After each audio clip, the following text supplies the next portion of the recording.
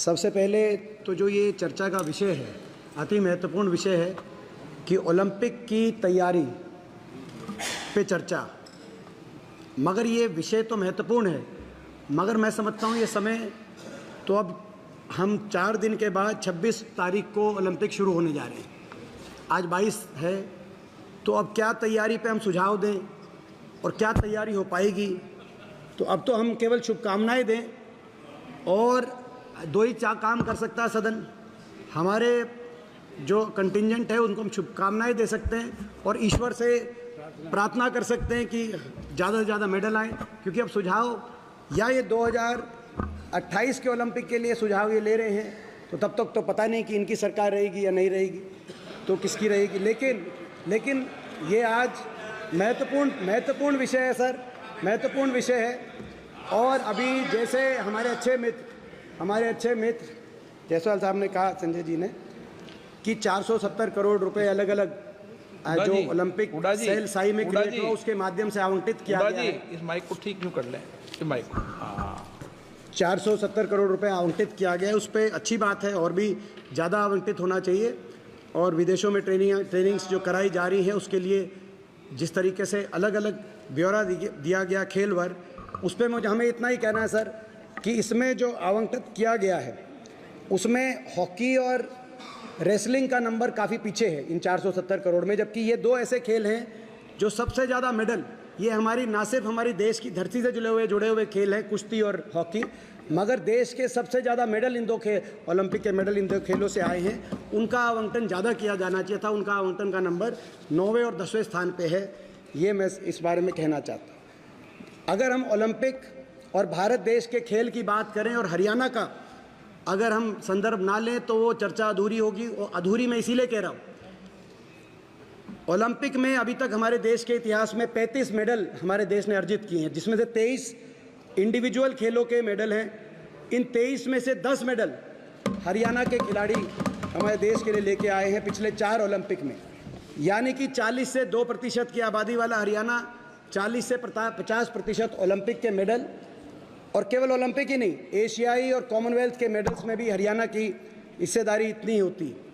पिछले 4 ओलंपिक्स में देखें, अभी वो कह रहे थे कि 2014 के बाद से खेलों में इतना बढ़ोतरी हुई, लेकिन पिछले 4 ओलंपिक्स में हम देखें तो चारों ओलंपिक्स में देश के मेडल आए और आधे से ज़्यादा मेडल हरियाणा खिलाड़ी लेके आए। 2008 में सबसे पहले 3 मेडल आए ओलंपिक में, जिसमें से 2 हरियाणा के खिलाड़ियों ने अर्जित किए देश के लिए।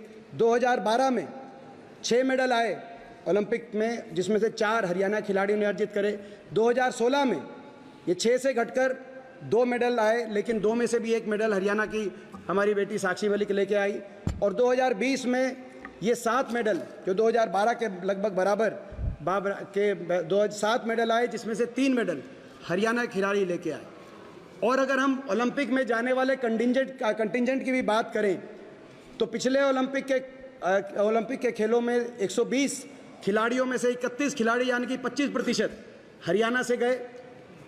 और इस ओलंपिक खेलों में भी 117 में से 20.5% में 117 में से 24 खिलाड़ी यानी कि लगभग 21% खिलाड़ी हरियाणा से जा रहे हैं। नीरज चोपड़ा से लेकर सर और विनेश फोगाट तक, जिन्होंने जंतर मंतर पर धरना दिया है सरकार के खिलाफ, ये सभी ओलंपिक के हमारे एक कंटिंजेंट का हिस्सा हैं जो ओलंपिक के खेलों में जा रहे हैं। 2006-07 के बाद से जितने भी खेल हुए, एशियाई, कॉमनवेल्थ और ओलंपिक, हमें गर्व है कि मैं हरियाणा से आता हूं कि इन सभी खेलों में 50% तक हमारे मेडल और 25% तक कंटिंजेंट हरियाणा खिलाड़ियों का देश को रिप्रेजेंटेशन करने का हरियाणा खिलाड़ियों का अवसर मिला। तो जब हम ओलंपिक की बात करें तो बिना हरियाणा के, मैंने कहा कि अधूरा है। ऐसा क्या सिस्टम हरियाणा में बना जिसकी वजह से आज ओलंपिक के अंदर हरियाणा खिलाड़ी इतना अच्छा कर पा रहे हैं, उसको भी जानना, उससे क्या ऐसी बातें हैं जो देश के अन्य राज्य लेके जा सके, क्योंकि खेल हमेशा राजनीति से ऊपर होने चाहिए। और उसमें अब क्या कमियां आ गई हैं वो भी बताना हमारा जिम्मेदार विपक्ष की तरह हमारा कर्तव्य है। मेडल तभी आ सकता है जब आप प्रतिभा की सही खोज करें, प्रतिभा को प्रोत्साहन दें, इंफ्रास्ट्रक्चर दें, और इंफ्रास्ट्रक्चर के बाद जब कोई मेडल लेके आए या ना आए, कोई चोटिल हो जाए, मेहनत करे, लेकिन एक स्तर तक पहुंच जाए तो उसका भविष्य सुरक्षित किया जाए, खिलाड़ी के मन से अपने भविष्य की असुरक्षा निकाल दी जाए। इन बातों को लगते हुए कांग्रेस की पूर्ववर्ती सरकार, हरियाणा की सरकार ने खेल नीति बनाई 2004-05 में, जिस खेल नीति को पदक लाओ पद पाओ की नीति भी कहा गया, जिसके 3 पहलू थे। पहला पहलू था कि अगर आप किसी स्तर तक पहुंचेंगे, चाहे राष्ट्रीय खेलों तक पहुंचे, चाहे आप अंतर्राष्ट्रीय स्तर तक पहुंचे, तो कहीं आपका भविष्य को सुरक्षित किया जाएगा। इस नीति के तहत 500 से ज़्यादा अलग अलग पदों पे खिलाड़ियों की नियुक्ति हरियाणा सरकार ने की उस समय, जिसमें डीएसपी लेवल पे चाहे वो अंतर्राष्ट्रीय पहलवान जोगेश्वर दत्त हो, चाहे अंतर्राष्ट्रीय मुक्केबाज विजेंद्र सिंह हो, चाहे अंतर्राष्ट्रीय पहलवान बबीता फोगाट हो, इन सभी खिलाड़ियों को डीएसपी से लेकर और अन्य पदों के ऊपर हरियाणा सरकार में मौका दिया गया। दुर्भाग्य की बात है सर कि जो नीति थी पदक लाओ पद पाओ, नियुक्तियां देने की नीति, पिछले 10 वर्ष से जो भाजपा की सरकार है इस नीति पे रोक लगाने का काम किया। आपको जान के आश्चर्य होगा कि हमारी खिलाड़ी बेटी साक्षी मलिक को आज तक हरियाणा में कोई नियुक्ति नहीं मिली है। पिछले ओलंपिक के हमारे खिलाड़ी, पिछले ओलंपिक के मेडल विजेता रवि दहिया, नीरज चोपड़ा, इनको अभी तक हरियाणा सरकार में कोई नियुक्ति देने का काम नहीं किया गया। यहाँ तक कि सर ये तो डीएसपी और अन्य पदों की बात है, जो ग्रुप 3 और 4 उसमें भी 3% खिलाड़ी कोटा हरियाणा के अंदर कांग्रेस की पूर्ववर्ती सरकार ने किया था। उस खेल कोटे को भी समाप्त करने का काम मौजूदा सरकार ने हरियाणा के अंदर किया है। और खिलाड़ियों को जो डीएसपी लगाए गए थे, वो डीएसपी खिलाड़ी सर जो है उनको प्रमोशन तक नहीं दी गई है इन 10 वर्षों में। तो आज उन खिलाड़ियों को धरने देने पे मजबूर वो खिलाड़ी हो रहे हैं। इसके साथ साथ जो कैश अवार्ड मिलता था, आज हमारे खिलाड़ी कैश अवार्ड के लिए भी महरूम हो गए हैं। जैसे सरकार उनसे किसी बात का बदला ले रही हो कि वो मेडल लेके आए हैं। यहाँ तक कि 2021 के बाद से अभी तक, आज की भास्कर की खबर आई है सर, भास्कर, दैनिक भास्कर के अखबार को जानो पता हो कि ये सरकार 1993 का डिस्कशन लेके आएगी कि खेलों के पदक विजेता कैश अवार्ड से वंचित। 2021 के बाद से कैश अवार्ड दिए ही नहीं गए, और दूसरी ओर नेशनल और इंटरनेशनल वालों को तो आप अभी कह रहे हैं कि वंचित रखा है मगर देंगे, 2021 से वंचित हैं, लेकिन बाकियों को तो आपने बंद कर दिया। हम कांग्रेस की सरकार के समय जूनियर, सब जूनियर और यूथ गेम्स में भी जो मेडल लेके आते थे उनको भी कैश अवार्ड दिया जाता था। सर एक और पहलू इस सरकार ने, जो हमारे सरकार के समय जो नीति बनी थी, क्योंकि नीचे से प्रतिभा को खोजने की बात थी, तो एक पॉलिसी बनी थी स्पैट, जिस वजह से हरियाणा खिलाड़ी आज इतने आगे आए हैं। Sports and physical aptitude test, पहली क्लास से sir sports and physical aptitude test किया जाता था, जो भागने में, दौड़ने में और फिजिकल एप्टीट्यूड में जो बच्चे सबसे अग्रणी आते थे 10%, उनको मासिक पहली प्रोत्साहन राशि दी जाती थी। इसकी शुरुआत हरियाणा में हुई। सारे इस सिस्टम से बहुत खिलाड़ी आगे आ रहे थे। पहले सरकार जब भाजपा की आई सर हरियाणा में, पहले स्पैट का नाम बदल दिया स्पीड, और फिर स्पीड पे भी स्पीड ब्रेकर लगा के उसको समाप्त कर दिया सर।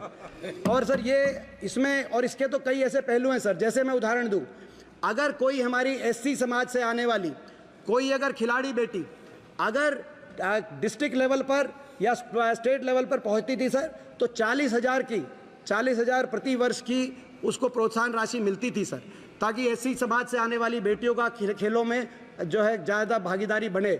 सरकार ने आते ही 2016 में भाजपा सरकार ने एससी समाज की बेटियों को मिलने वाली इस प्रोत्साहन राशि को समाप्त करने का काम किया सर। ये मैं इसीलिए बता रहा हूँ। फिर एक मिनट आप फिर मुझे कहोगे मैं टोक रहा हूँ। सर आप तो सर ये आपका अधिकार है सर टोकना, मगर हमारा अधिकार है बोलना सर। ये सिस्टम हरियाणा का स्पोर्ट्स सिस्टम सर कैसे आगे जाए सर, और उसी देश का जब आधे मेडल हरियाणा के स्पोर्ट्स सिस्टम से आ रहे हैं तो उस पर भी चर्चा हो सर। इसके साथ साथ इंफ्रास्ट्रक्चर भी मैं कहना चाहूँगा सर। हमारे समय 232 हरियाणा में राजीव गांधी स्पोर्ट्स स्टेडियम बने थे और 6 अंतर्राष्ट्रीय स्टेडियम कॉम्प्लेक्स बने। दुर्भाग्य से, और इन स्टेडियम्स में सर नर्सरीज और कोचेस, ताकि हर स्पोर्ट्स स्टेडियम में, ग्रामीण स्पोर्ट्स स्टेडियम के अंदर किसी न किसी एक खेल की नर्सरी बने और उस पर हम ध्यान केंद्रित कर पाएँ। मगर मौजूदा सरकार ने सर वहाँ इन नर्सरीज़ को बिल्कुल ही नज़रअंदाज करते हुए पिछले 10 वर्ष में एक भी कोच की भर्ती हरियाणा के अंदर नहीं हुई सर।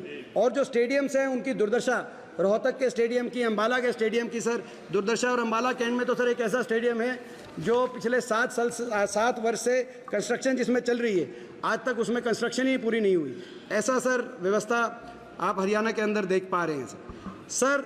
मैं ये भी इसमें कहना चाहूँगा कि जो खिलाड़ी है, खिलाड़ी का भविष्य सुरक्षित किया जाए, इंफ्रास्ट्रक्चर क्रिएट किया जाए, प्रतिभाओं को आगे निकाला जाए। इसके साथ साथ एक बहुत बड़ी बात होती है सम्मान, खिलाड़ी को सम्मान मिले। सर आज अगर हमारे खिलाड़ी दुनिया में जाकर दूसरे देशों के खिलाड़ियों से लड़ेंगे अपने देश का झंडा उठाने के लिए, तो उनको सिस्टम से लड़ना ना पड़े, उनको अपनी सरकार से लड़ना ना पड़े। आप विनेश फोगाट को क्या कहेंगे सर जब वो ओलंपिक में जाएगी हमारी बहन? सर कितने महीनों तक इन बेटियों को अपनी सरकार और सिस्टम से लड़ना पड़ा सर। सुप्रीम कोर्ट ने कहा, उसके बाद एफआईआर हुई नहीं, सरकार ने एफआईआर भी नहीं करी। जो बेटियों से छेड़छाड़ के मामले में क्या कारण था सर, हमें नहीं पता क्यों एफआईआर नहीं की गई। क्या वो स्पोर्ट्स फेडरेशन के अध्यक्ष थे या वो भाजपा के सांसद थे, सत्तारूढ़ दल के? जो भी कारण रहा सर, इस तरह की बात होनी नहीं चाहिए सर। खिलाड़ियों को तो सम्मान, जिन खिलाड़ियों जब वो मेडल लेके आते हैं सर, उन खिलाड़ियों के साथ फोटो खिंचवाने के लिए सर सरकार के मंत्री एयरपोर्ट पे पहुंच जाते हैं सर। लेकिन उन बेटियों के साथ अगर कुछ गलत हो गया सर, और एक नहीं सर 6 ओलंपिक विजेता बेटियां, और वो धरने में बैठी हैं सर, उन धरने के वो मेडल के जब जीत के आई थी, जो उनके साथ फोटो खिंचवा रहे थे सर, वहां पर जाकर सर किसी ने उनकी बात तक नहीं सुनी। और यहाँ तक सर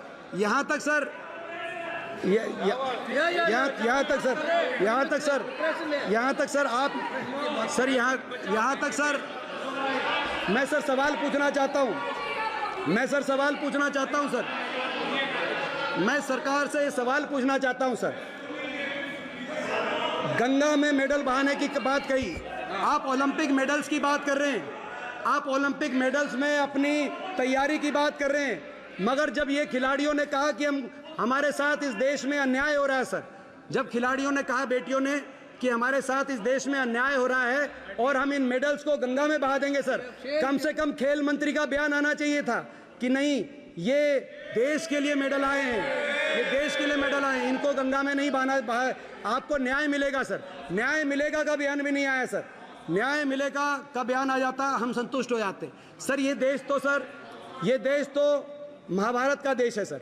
मैं स्वयं ऐसे प्रदेश से आया हूं जहां कुरुक्षेत्र में महाभारत हुई थी सर। हमारी बहन बेटी की मान सम्मान पे बात आई तो देश में कुरुक्षेत्र में महाभारत का रण हुआ सर। लेकिन मैं सरकार से पूछना चाहता हूं कि हमारी बहन बेटियों की जब मान सम्मान की बात आई, क्षेत्र में होता था, ये सभी जगह पे मैं सर ये भी एक और आपको मैं कहना चाहता हूं सर। एक सर मैं उस समय सरकार की तरफ से दिए गए बयान पढ़ रहा हूं सर। एक बयान आया सर, एक बयान आया सत्तारूढ़ दल के आरोपी एक सांसद का बयान आया सर कि ये तो मेडल इतने रुपए में आप बेच सकते हैं सर। इन मेडल की सर, ओलंपिक मेडल की आप बात कर रहे हैं सर, आप ओलंपिक मेडल की बात कर रहे हैं और आप उनकी कीमत लगा रहे हैं इस देश में, और आप स्पोर्ट्स फेडरेशन चला रहे हैं सर ऐसे। तो सर इस पे प्रश्न उठेंगे।